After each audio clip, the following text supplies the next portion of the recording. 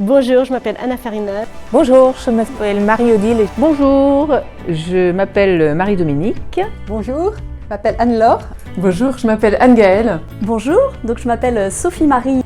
Je m'appelle Marie-Alix. Bonjour, je m'appelle Marie-Claire Vic. Je suis consacrée dans le célibat. Je suis une sœur consacrée.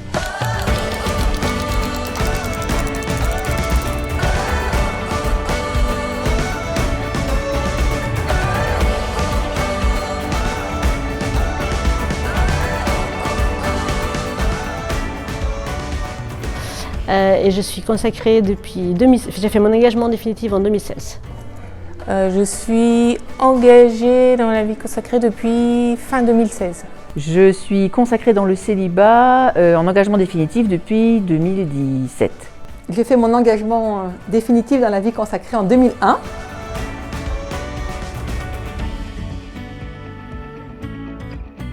Et de formation, je suis institutrice et je travaille dans l'animation pastorale. Alors, je suis pédiatre de formation, je travaille auprès d'enfants porteurs de handicap et de maladies chroniques.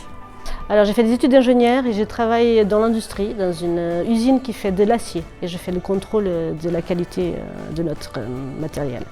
Je fais des statistiques au ministère de l'Agriculture. Je m'occupe des données socio-économiques de la pêche maritime.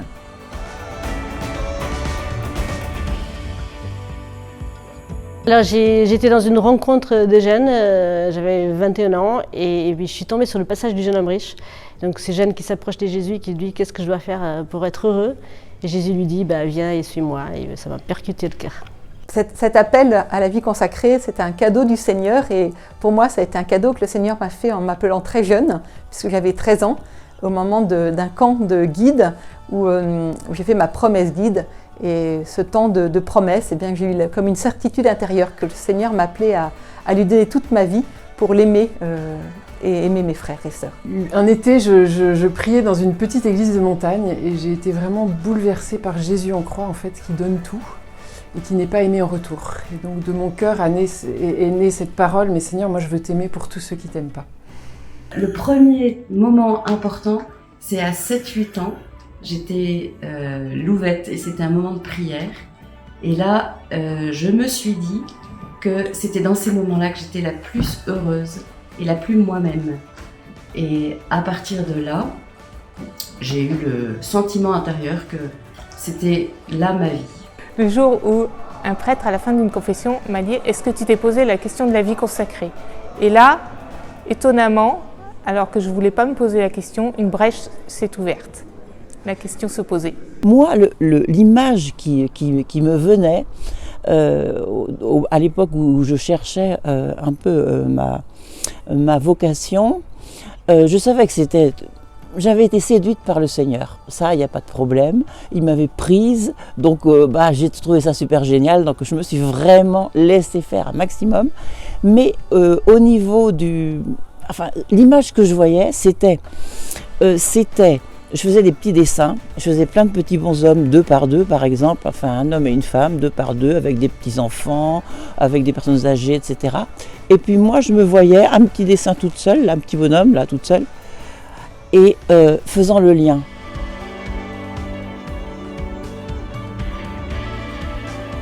Moi, la vie dans le monde, c'est ça, je suis prise par le Seigneur.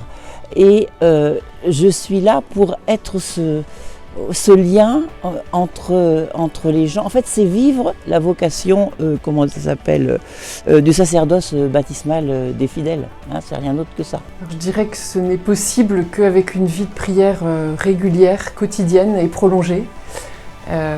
Qui nous permet d'être unis à Jésus et de pouvoir, pour moi, le porter au monde auprès de mes petits patients.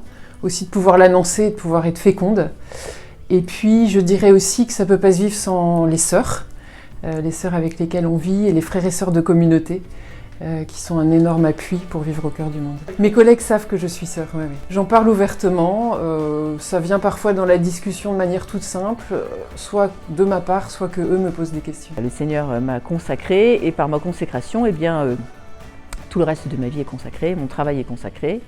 Et les personnes autour de moi, eh bien, j'espère en tout cas que cette consécration les remplit aussi, en tout cas les touche. Comme consacrée au cœur du monde, eh bien, je crois que ma présence elle-même est un signe de cet amour du Seigneur pour tous les hommes. Et donc c'est être avec les hommes qui permet de témoigner que Dieu est là, que Dieu console, que Dieu écoute, que Dieu est proche des gens. Alors ma vie consacrée, je la vis dans tout ce que je fais. Je suis consacrée, donc c'est essayer d'être unie au Seigneur dans tout ce que je fais dans ma journée, en étant à la messe, comme en étant dans mon bureau avec des collègues. Voilà, d'essayer d'être en présence du Seigneur. La chose importante pour moi, c'est de veiller à ce que je sois joyeuse et en paix. Et parce que c'est le signe que là, je laisse vraiment le Seigneur me remplir. Et pour ça, je suis attentive à être fidèle à la prière. Voilà. Et après, je fais attention à bien faire mon devoir d'État.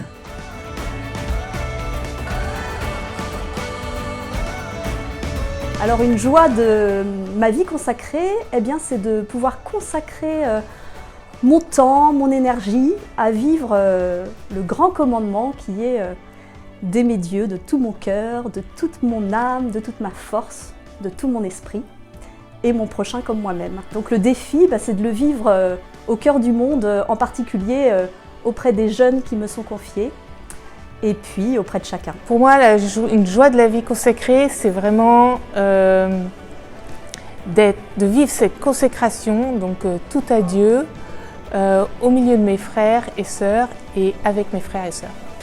Alors, s'il faut n'en partager qu'une, je dirais que ma grande joie actuellement, c'est de goûter à quel point la relation avec le Seigneur s'approfondit en fait dans la prière, qu'il y a une intimité toujours plus grande qui naît, une simplicité aussi dans ma relation avec lui, et que voilà, avec le temps, le Seigneur continue à combler mon cœur, et c'est vraiment une grande chance.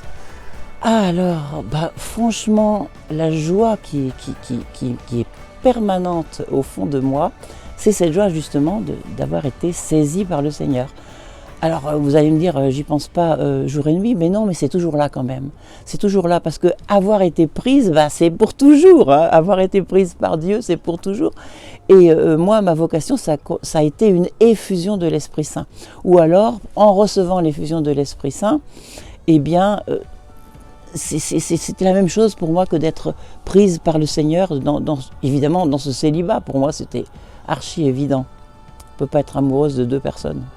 Ma joie déjà, c'est d'être consacrée dans le célibat, d'avoir donné toute ma vie au Seigneur et aussi de pouvoir être dans le monde et de témoigner que le Seigneur est avec les gens, le Seigneur est présent au milieu des personnes, voilà, dans mon travail, auprès de ma famille et auprès de mes sœurs de communauté, mes sœurs consacrées. Ma joie, une grande joie en tout cas, c'est que dans cet appel au don radical de moi-même, je ne suis pas toute seule. Je suis avec mes sœurs de fraternité, je suis avec mes frères et sœurs de la communauté de l'Emmanuel, avec les paroissiens où je vais, et puis avec tous les chrétiens et même ceux que je croise dans la rue. Eh bien, tous ces personnes m'invitent, me stimulent, m'encouragent dans ce don de moi-même.